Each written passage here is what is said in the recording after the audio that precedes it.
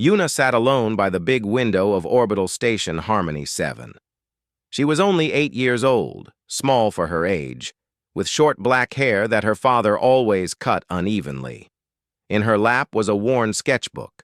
The pages were soft from years of use, and the corners were bent from being carried everywhere.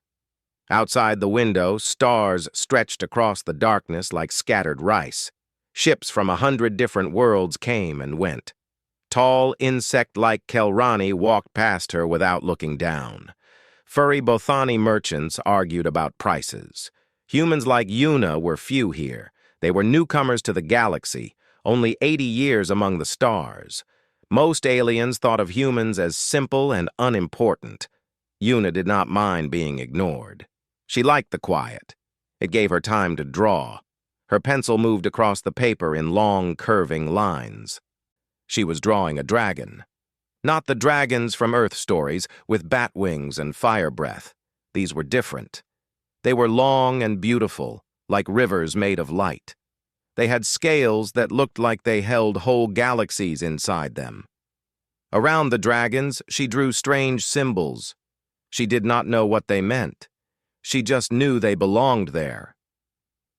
"What is that ugly thing?" Yuna looked up. 3 Kelrani children stood over her. Their hard shells were bright blue, and their many eyes looked at her drawing with disgust. "It is a dragon," Yuna said quietly. "It looks like a worm," the biggest one said. The others laughed. "Humans cannot even draw properly. My teacher says your species still plays with rocks on your home planet." Yuna did not answer. She had learned that answering made things worse. "Come on," another Kelrani child said. "She is boring. Let us go." They walked away, still laughing. Yuna looked back at her drawing. She touched the dragon's face gently with her finger. "I think you are beautiful," she whispered. That night, her father came home late. Tay was a maintenance engineer. He fixed broken pipes and cleaned air filters. It was not an important job, but it let them live on the station. He was a tall man with tired eyes and hands that were always a little dirty from work. "Did you eat dinner?" he asked. "Yes, Appa." "Good girl." He sat down heavily on their small couch. Their room was tiny, just 2 beds and a table and a window that showed only the station's gray wall. "What did you draw today?" Yuna showed him her sketchbook. Tay looked at the dragons carefully. He always looked at her drawings carefully, even when he was tired. "These are wonderful, Yuna. Where do you get these ideas?" "The dragons tell me," she said simply. "In my dreams." Tay smiled and touched her hair. "You have a beautiful imagination." But Yuna was not imagining. Every night when she closed her eyes, she saw them. Great dragons made of gold and silver light. They floated in darkness, sleeping. And sometimes they opened their eyes and looked at her. They never spoke with words. They spoke with feelings. They showed her pictures. And when she woke up, she had to draw what she saw. The next day, Yuna went back to her favorite spot by the big window. She was drawing a new dragon, bigger than any before, when a shadow fell over her. She looked up, expecting the Kelrani children again, but it was a human woman. She was young, maybe 30, with kind eyes and hair tied back in a messy bun. She wore the gray uniform of a scientist. "Hello," the woman said. "My name is Hana. May I sit with you?" Yuna nodded. Hana sat down and looked out the window for a moment. Then her eyes moved to Yuna's sketchbook. At first she smiled. Then the smile slowly disappeared. Her face became very still. "Did you draw this?" Hana asked. Her voice was strange, tight. "Yes." "And these symbols around the dragon, where did you learn them?" "I did not learn them," Yuna said. "I just know them." Hana's hands were shaking slightly. She looked at Yuna with an expression the girl did not understand. It was like fear and wonder mixed together. "Can I see more of your drawings?" Yuna handed her the sketchbook. Hana turned the pages slowly.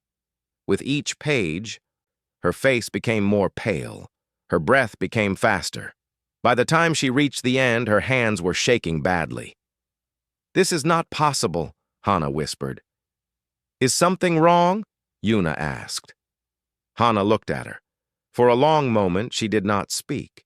Then she took a deep breath and tried to smile. "No, nothing is wrong.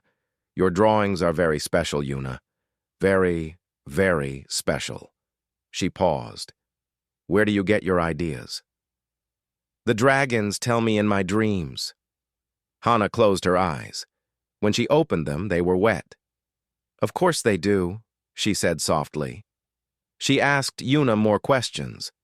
Where did she live? What was her father's name? Did she dream every night? Yuna answered honestly, because Hana seemed nice and because no one had ever been so interested in her drawings before. Finally, Hana stood up. "I have to go now. But I would like to see you again. Would that be okay?" Yuna nodded. She liked Hana. After Hana left, Yuna went back to drawing. She did not notice Hana standing far away, taking pictures of her sketchbook pages with a small device. She did not see Hana's hands still shaking as she typed a message. The message went out across the stars, to a research station 3 systems away. It contained only a few words and several images. "The Ember Prophecy, it is real, and it is a human child." Far away, at the center of the galaxy, something stirred in its ancient sleep.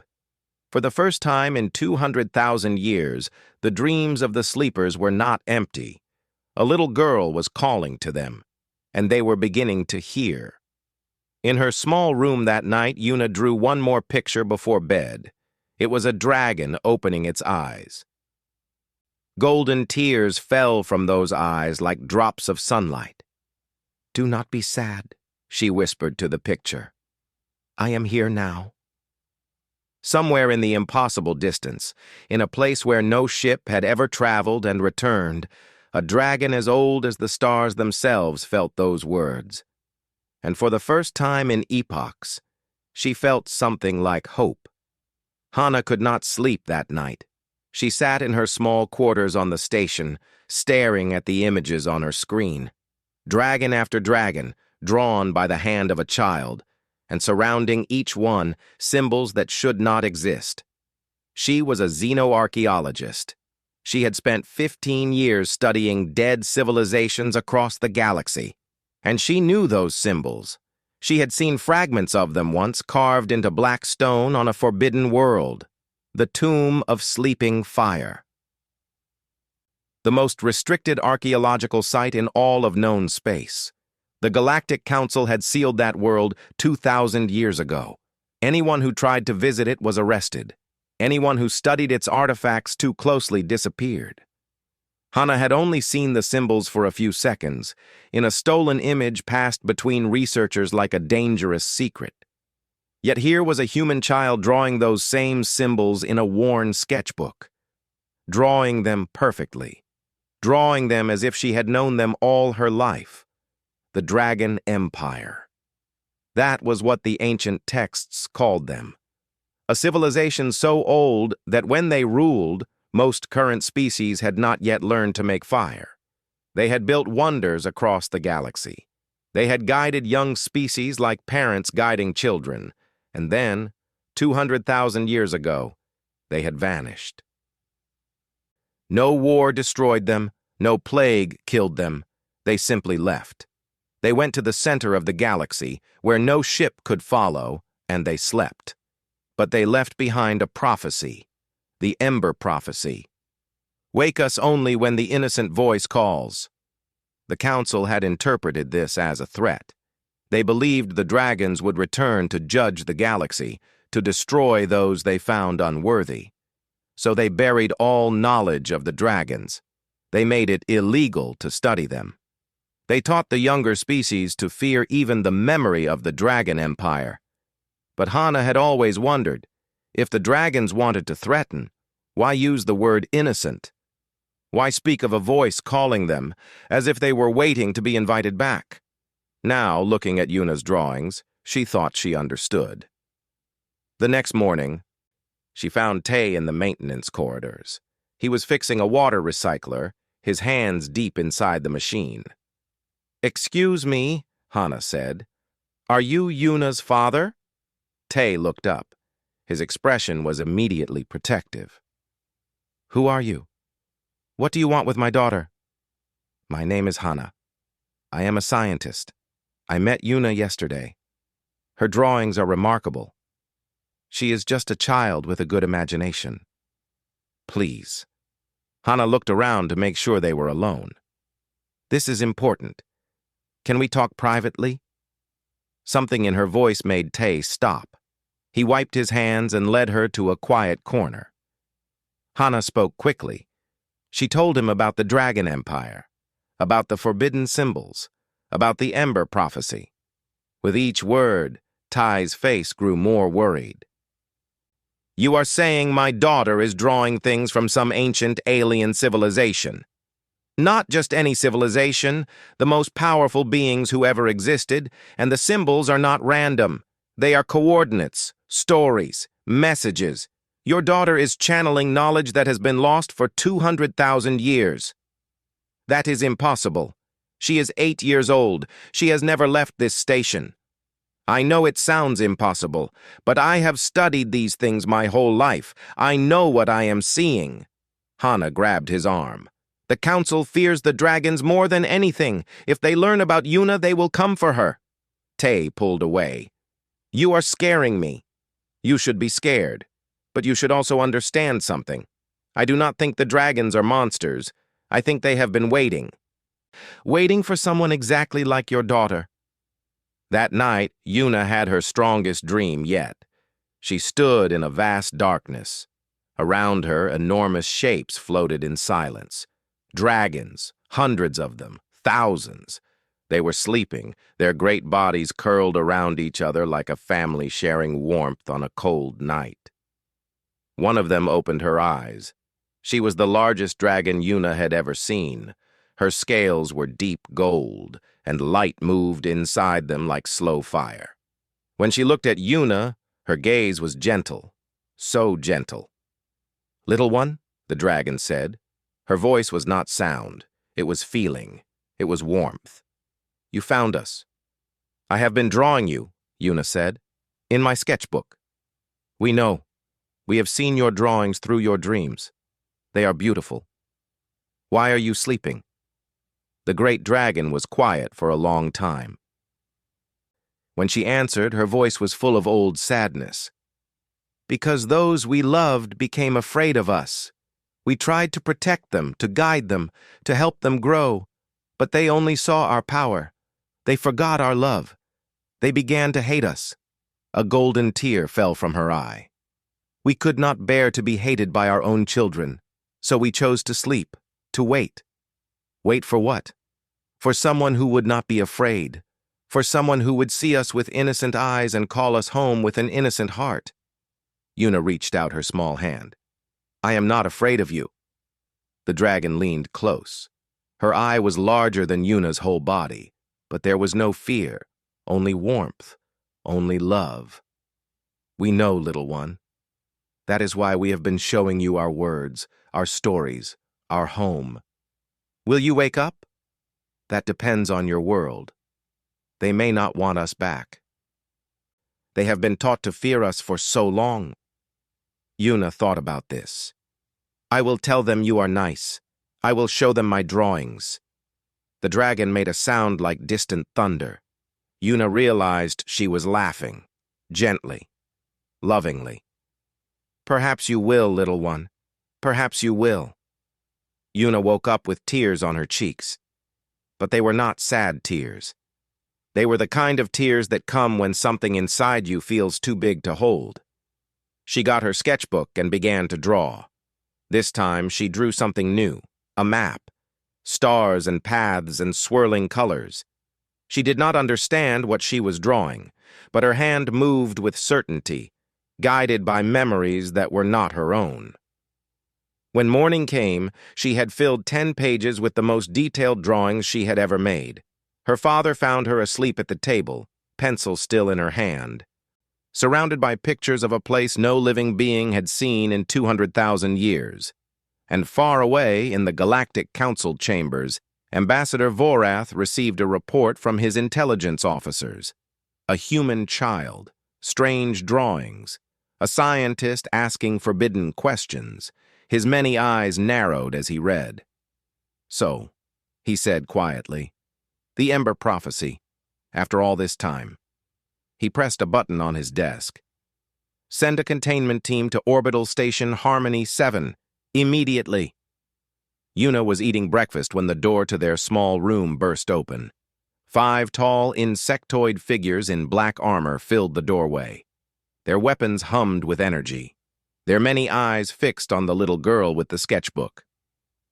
"By order of the Galactic Council," the leader said, "the human child designated Yuna is to be taken into protective custody. Do not resist." Tay jumped to his feet. He was not a fighter. He was a maintenance worker with dirty hands and a tired body, but he put himself between the soldiers and his daughter without hesitation. "You are not taking her anywhere. Step aside, human. This is not a request. What has she done? She is 8 years old. Her drawings contain forbidden knowledge. She is a threat to galactic security." Yuna clutched her sketchbook to her chest. She did not understand what was happening. Why were soldiers coming for her? Why did everyone keep talking about her drawings like they were dangerous? "Appa," she whispered. "Stay behind me, Yuna." The lead soldier raised his weapon. "Last warning, human. Move or be moved." A voice came from the corridor. "What seems to be the problem here?" Everyone turned. A human man stood in the doorway. He wore the gray uniform of station security. He was tall and calm, with steady eyes and hands that rested casually at his sides. His name tag read, "Officer Junho." "This does not concern you," the Kelrani soldier said. "Station security has no authority over council operations." "This is my station," Junho said. "Everything here concerns me, and I do not see any proper documentation for this arrest." "We do not need documentation. This is an emergency containment order." "Then you will not mind waiting while I verify that with the station commander."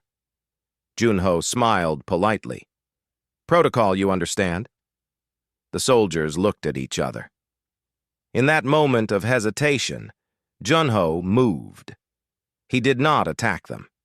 He simply pressed a button on his wrist. Every light in the corridor went out. Emergency alarms began screaming. The station's voice announced a hull breach in sectors 7 through 12. There was no hull breach, but the soldiers did not know that. "Go!" Junho shouted. "Docking Bay 9, now!" Tay grabbed Yuna and ran. In the darkness and chaos, no one stopped them. Red emergency lights flashed. People ran in all directions.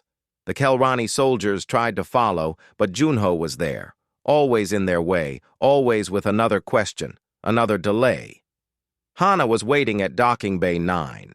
She stood beside a small cargo ship, its engines already warming. "Get in!" she called. They ran up the ramp. Hana sealed the door behind them. Through the window, they could see Kelrani soldiers pushing through the crowds, getting closer. "We need to leave now," Tay said. "We are waiting for someone." The docking bay doors began to close. The soldiers were almost there. Yuna pressed her face against the window, her small heart pounding. Then Junho appeared. He ran like his life depended on it, which it probably did. He dove through the closing doors just before they sealed shut. He crashed into the cargo bay, breathing hard. "I think I just ended my career," he said. "Welcome aboard," Hana said. "Now hold on." The ship launched. Behind them, the station fell away. Ahead, the stars waited. In the council chambers, Ambassador Vorath received the news of their escape with cold fury. He stood before the gathered representatives of 100 species, his shell gleaming under the bright lights. "This is why humans should never have been allowed into the galactic community," he said. "They are reckless, dangerous." and now one of their children threatens everything we have built. A Bethany representative spoke up. What exactly does this child threaten? She draws pictures. She draws the language of the Dragon Empire. She channels knowledge that has been sealed for 200,000 years. If she reaches the sleepers, she could wake them. Fear rippled through the chamber. The dragons. The name alone was enough to silence arguments. You all know the histories, Vorath continued. The Dragon Empire did not simply rule the galaxy. They judged it. Species they found unworthy were erased from existence. They were gods who played with the lives of lesser beings. That was long ago, another representative said. Perhaps the stories have grown larger than the truth. Do you want to take that chance? Vorath's many eyes swept the room. Do you want to bet the survival of your species on a child's drawings? The chamber fell silent. I propose a resolution. The human child must be captured. Her drawings must be destroyed.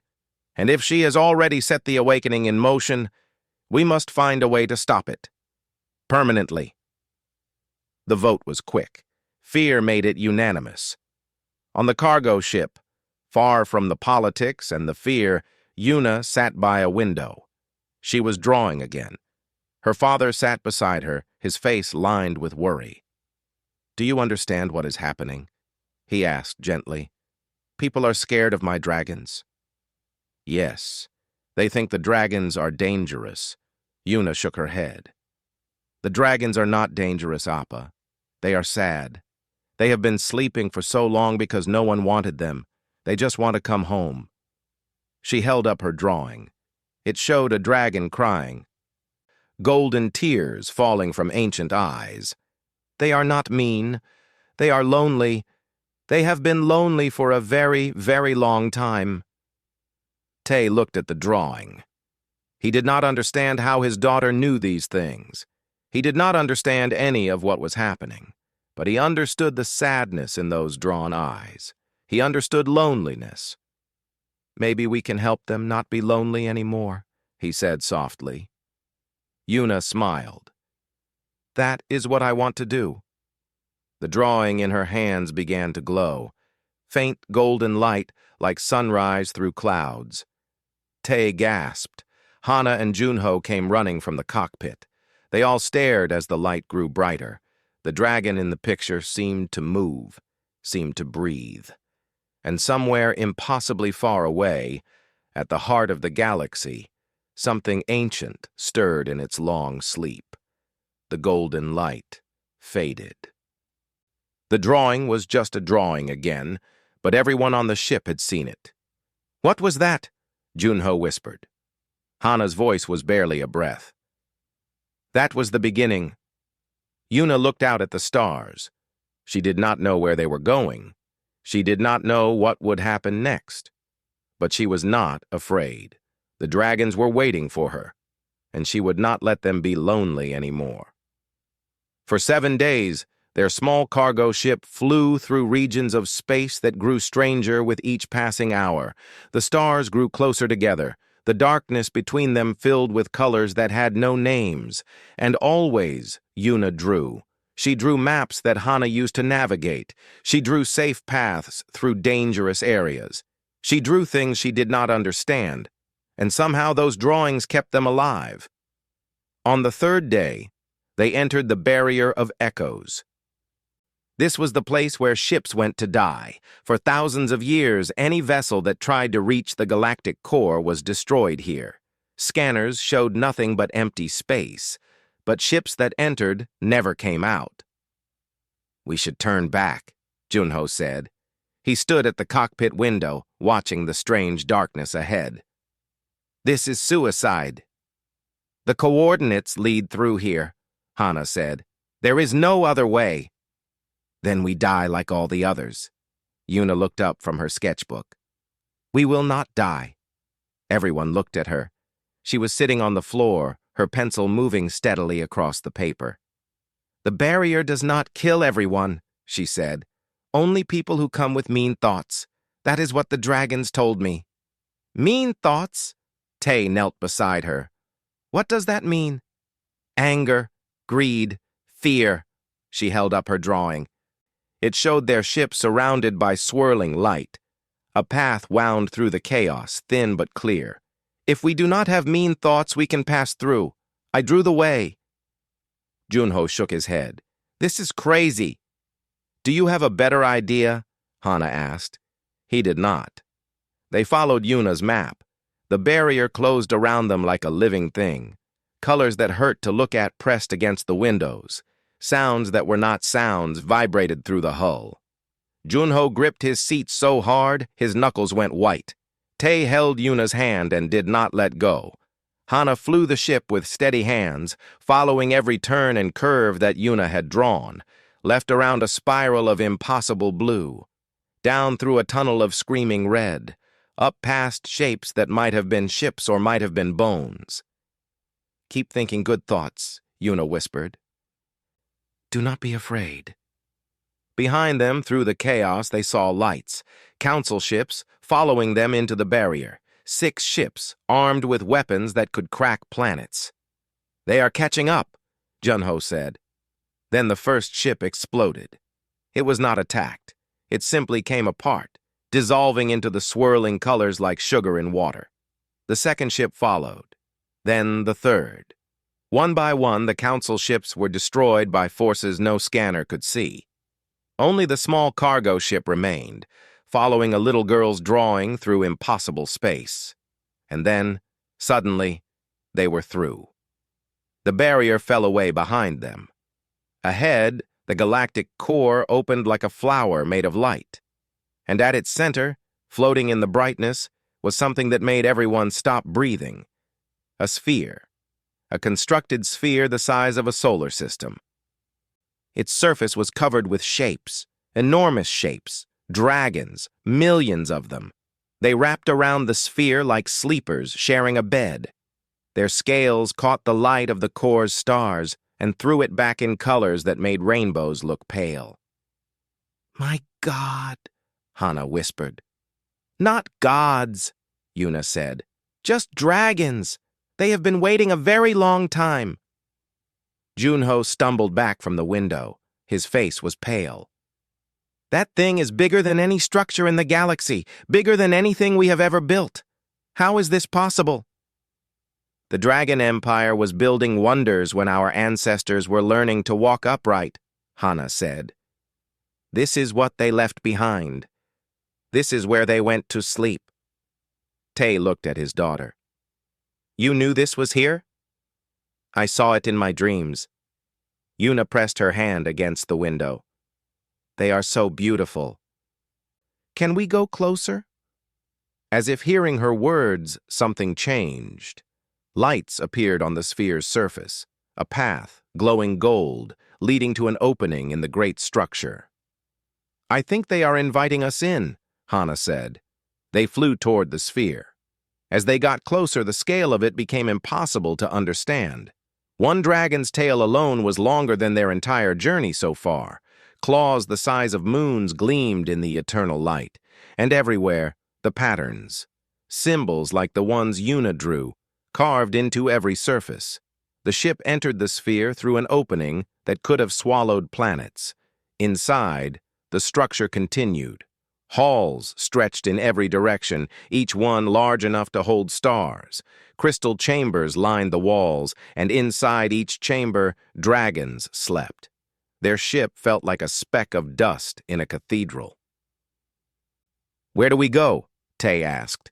Yuna pointed. There, the big one is waiting. Deep in the sphere's heart, in a chamber larger than any of them could truly see, the matriarch rested. She was the first dragon, the oldest, the mother of all the others. Her body curved around the center of the structure like a guardian protecting something precious. And as their tiny ship approached, her eyes opened. Gold. Pure gold, brighter than any star, older than any world. She looked at them. She looked at Yuna. A voice filled their minds, not sound, something deeper, something that touched the soul. Little one, you came. Yuna smiled. She was not afraid. She had never been afraid. I brought my drawings, she said. I want to show you what I made. The matriarch's voice was warm. It was the warmth of a grandmother's hug, of a fire on a cold night, of love that had waited 200,000 years. Show us, child. Show us what you have made for us. And Yuna opened her sketchbook, ready to share her art with beings older than time. The ship landed on a platform of crystal that seemed to grow from the chamber floor. The platform was tiny compared to everything around it, but it was big enough for them. Big enough for this moment. Yuna was the first to step outside. The air was warm and smelled like summer rain. Light came from everywhere and nowhere, soft and golden.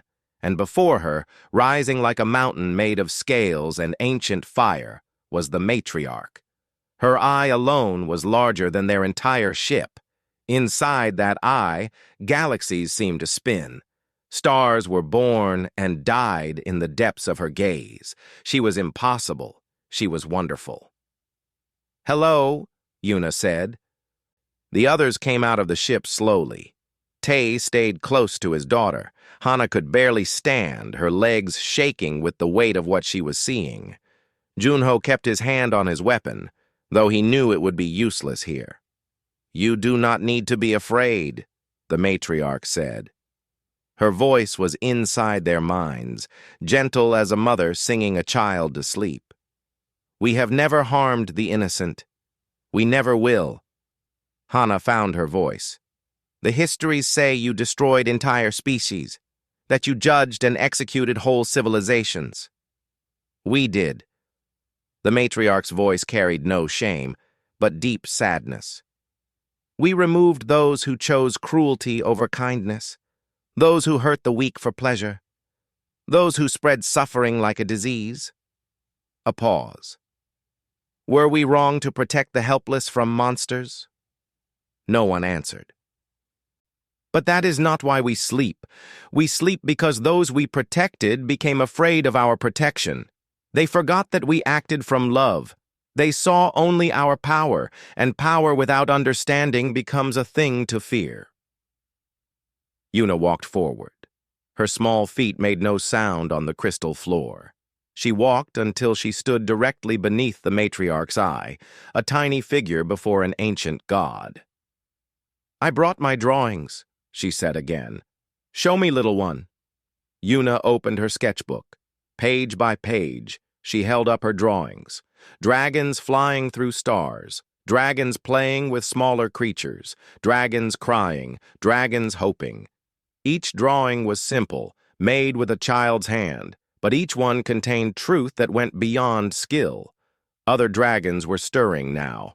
All around the vast chamber, eyes were opening. Massive bodies shifted.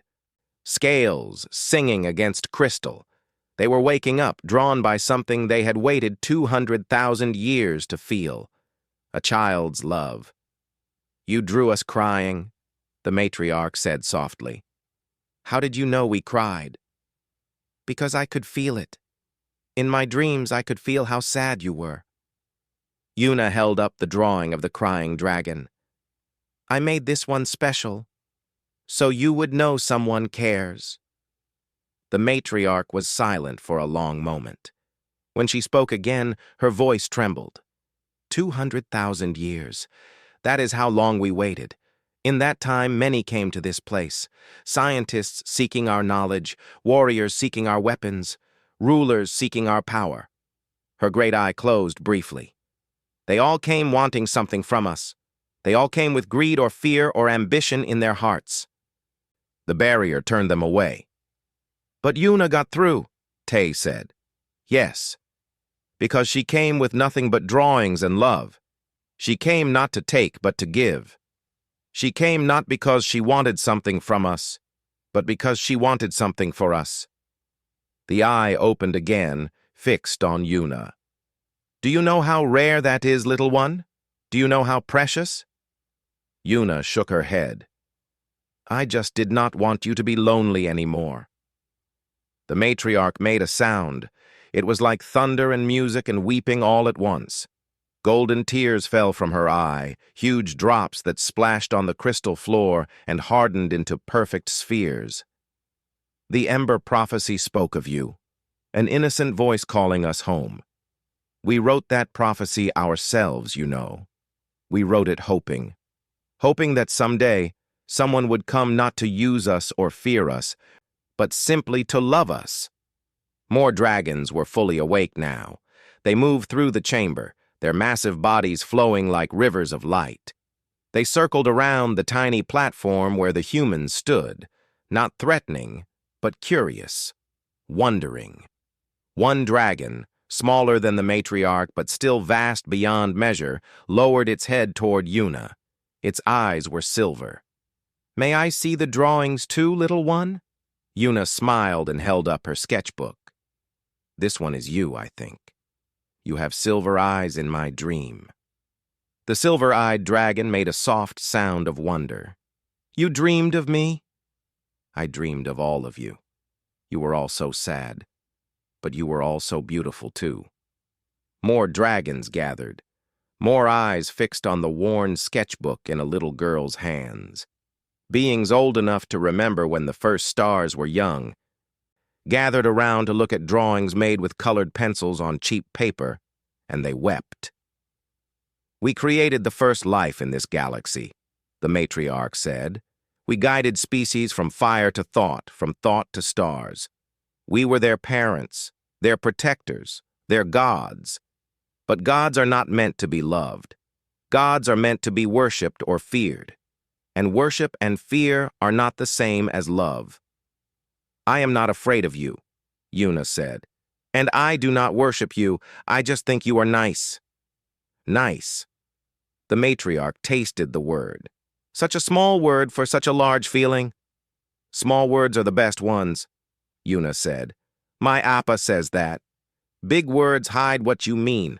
Small words show it." Tay blinked. He did not remember saying that, but hearing it from his daughter, he realized it was true. The matriarch lowered her head until her eye was level with Yuna. The little girl reached out and placed her hand on the matriarch's scales. They were warm, like touching sunlight. "Will you wake up now?" Yuna asked. "Will you come back?" "That depends, little one. Your kind once feared us. They may fear us still. We will not force ourselves on those who do not want us." "I want you." "We know. But you are one small voice. What about the others? What about the millions of species who have been taught to hate and fear us for 200,000 years? Yuna thought about this. Her face was serious in a way that made her look older than 8. "I will tell them the truth," she said. "I will show them my drawings. I will tell them you are nice." The matriarch smiled. It was strange to see a dragon smile, but beautiful too. "Perhaps you will, little one. Perhaps you will." Then the alarms began. Hana ran to a crystal panel that seemed to serve as a window. What she saw made her blood run cold. Ships, dozens of them, council warships, emerging from hyperspace just outside the sphere. They had found a way through the barrier, and they had come for war. Ambassador Vorath stood on the bridge of the council flagship, his many eyes fixed on the massive sphere before him. Around him, 47 warships held position, their weapons charged and ready. It had cost them greatly to get here. Of the 60 ships that entered the barrier of echoes, only 48 survived. The rest were torn apart by forces no censor could explain. But Vorath had pushed through anyway. He had screamed at his captains to keep their thoughts pure, their fears controlled. He had sacrificed ships and crews to reach this place. Now, looking at the dragon sanctuary, he felt something he rarely felt. Doubt. It was so vast, so impossibly vast. The dragons sleeping on its surface were each larger than any ship in his fleet, and these were not all the dragons. There were millions more inside if the legends were true. What chance did 48 ships have against such power? But fear was a tool, and Vorath knew how to use tools. "Open a channel," he commanded. "All frequencies. I want the humans and the sleepers to hear this." Inside the sphere, Yuna and the others watched the council fleet through crystal windows.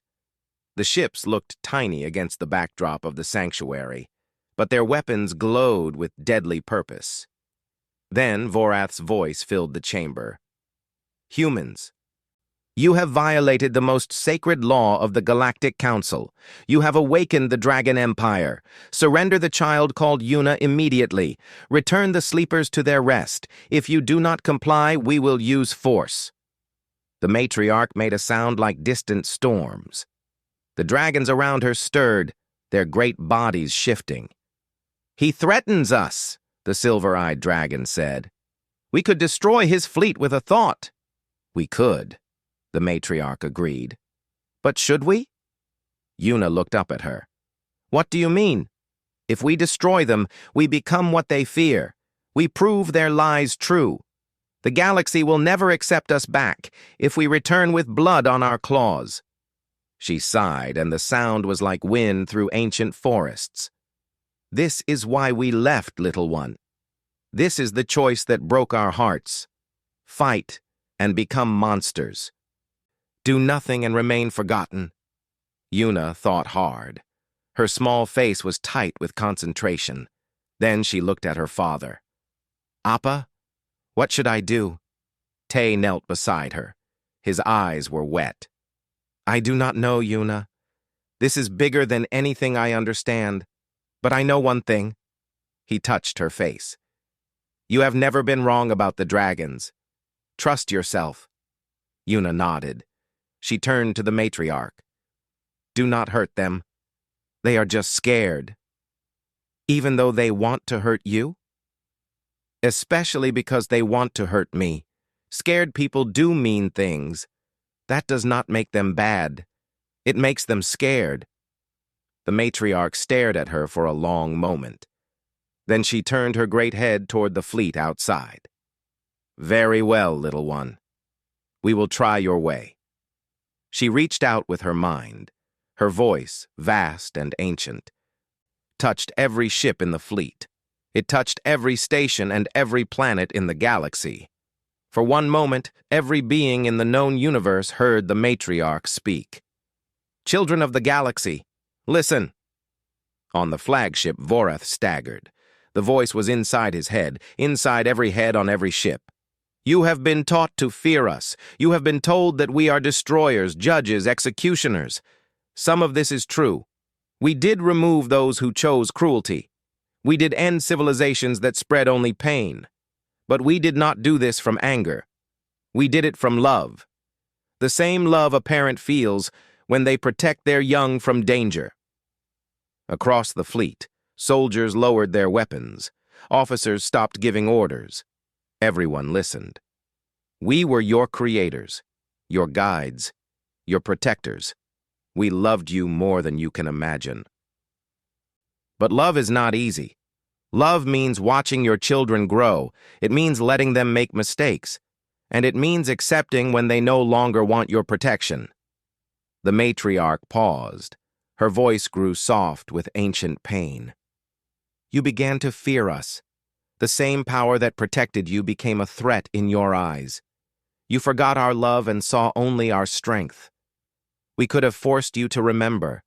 We had the power to reshape your minds, to make you love us again. But that would not be love. That would be slavery. In the council chambers on 100 worlds, representatives sat frozen. They had prepared for war. They had not prepared for this. So we left. We gave you the galaxy. We went to sleep and hoped that someday someone would remember what we truly were. Not gods, not monsters. Just a family who loved too much and was loved too little in return. Then the matriarch did something unexpected. She showed them Yuna's drawings. Through every screen, every display, every communication device in the galaxy, the simple pictures appeared. Dragons flying, dragons crying, dragons hoping, each one drawn by a child's hand, each one carrying a truth that words could not express.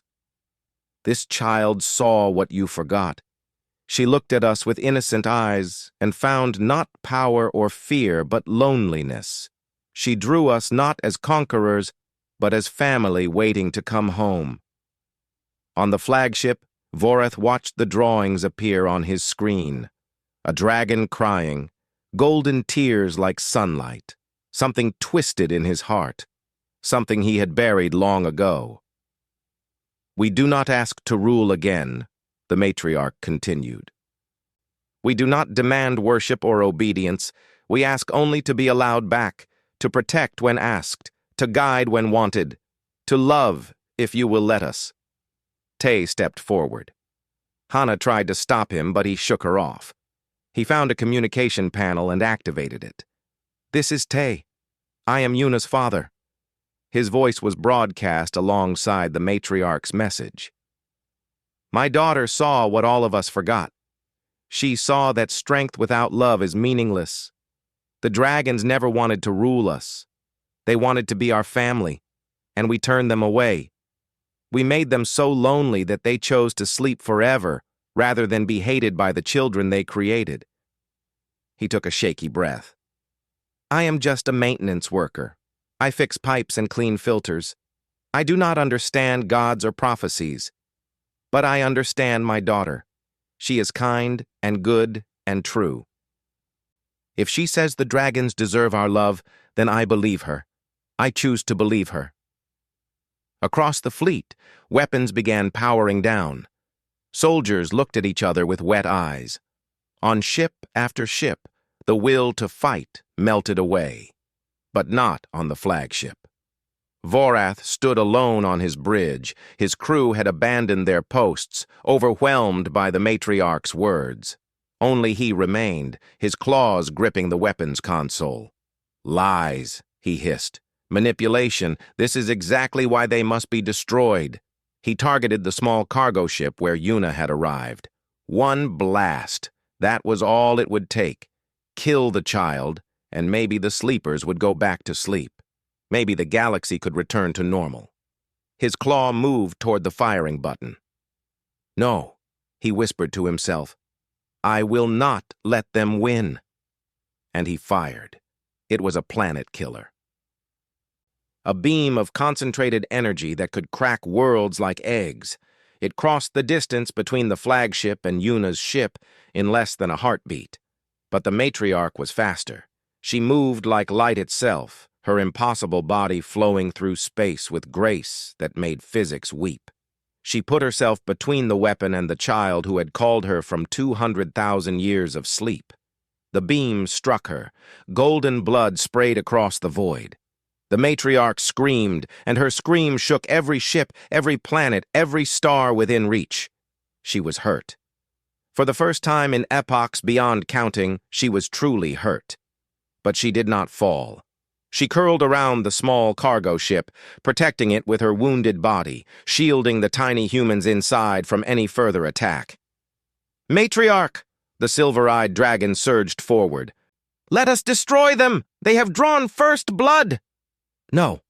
The matriarch's voice was weak but firm. "The child said not to hurt them. We will honor her wish." Inside the sphere, Yuna watched through the crystal window. She saw the matriarch's blood floating in space like scattered gold. She saw the great dragon trembling with pain. Something inside her broke. "No," she whispered. "No, no, no." She ran to the window. She pressed her hands against the crystal. Tears streamed down her face. "Do not die," she begged. "Please do not die. I just found you. I just found you." Her hands began to glow. Yuna looked down. Golden light was flowing from her fingers, swirling against the crystal. It was not her doing. She was not controlling it. It was happening through her. Without thinking, she began to draw on the crystal itself.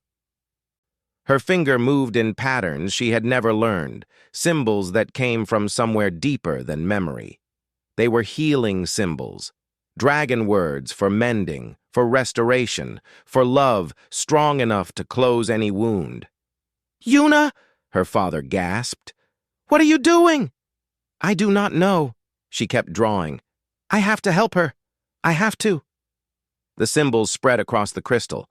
They left the window and flowed into the air itself, golden light painting patterns in empty space. They traveled faster than ships, faster than thought, reaching across the void toward the wounded matriarch.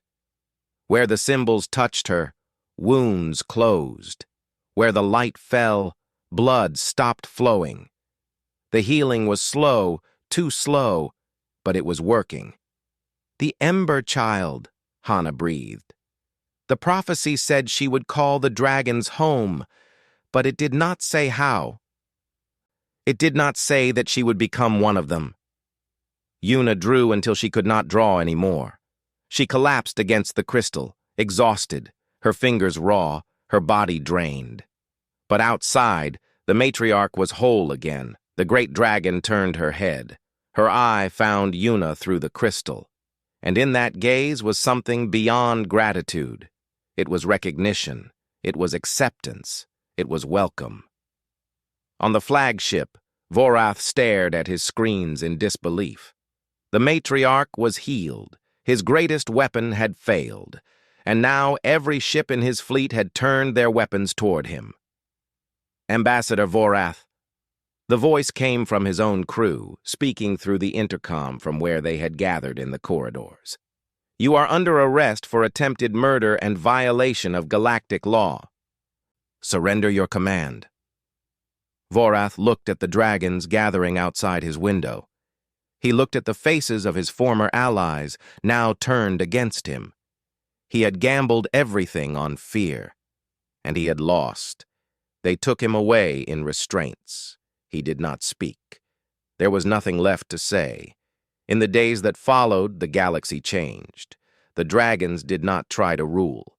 They did not demand worship or obedience. Instead, they offered themselves as protectors and guides, exactly as the matriarch had promised. They helped ships navigate dangerous space. They defended colonies from pirates. They shared knowledge that had been lost for ages, but they never forced their help on anyone. They only came when called. Yuna was offered many titles: Voice of the Dragons, Bridge Between Worlds, Ember Child Fulfilled. She refused them all. "I just want to keep drawing," she told the council representatives who came to honor her, "and maybe teach the dragons how to make friends again." Tay stood beside her, his hand on her shoulder. He was still a maintenance worker. He still fixed pipes and cleaned filters. But now, when he came home, he found dragons waiting to hear about his day.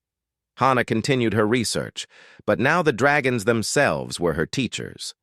Junho returned to security work, though his definition of security had grown to include protecting the peace between species old and new. Years passed. Yuna grew. The silver streaks appeared in her hair when she was 15, marks of the dragon energy that now flowed through her. She did not mind. She thought they looked nice. On her 20th birthday, she stood before a classroom of children from 100 different species. Behind her hung a simple phrase written in both human script and dragon symbols. "Love needs no translation." On her shoulder, a tiny dragon made of golden light curled and purred. It was a gift from the matriarch, a piece of the Ancient One's own essence, given so that Yuna would never be without family. "Today," Yuna said to her students, "we are going to learn to draw." She held up her worn sketchbook. It was falling apart now, held together with tape and love. But inside were the drawings that had changed everything. Dragons crying. Dragons hoping. Dragons finally loved. "Drawing is not about being perfect," she continued. "It is about being true. When you draw from your heart, you can touch other hearts, even hearts that have been sleeping for a very long time." She looked out the window. In the sky above the school, dragons flew. They played among the clouds, dancing with ships, racing children on hoverbikes. They were part of the galaxy again. They were home. "Now," Yuna said, smiling, "who wants to draw a dragon?" Every hand went up. Far away, at the galactic core, the matriarch rested in her sanctuary. She no longer slept. There was no need for sleep anymore. The loneliness was gone. In her personal chamber, in a place of honor above all the treasures of 1,000,000 years, hung a simple drawing, a dragon crying golden tears. Underneath, in a child's handwriting, were words that had saved an empire. "So you know someone cares." The matriarch looked at that drawing every day, and every day she smiled. The dragons had found their family again, and the galaxy was finally whole.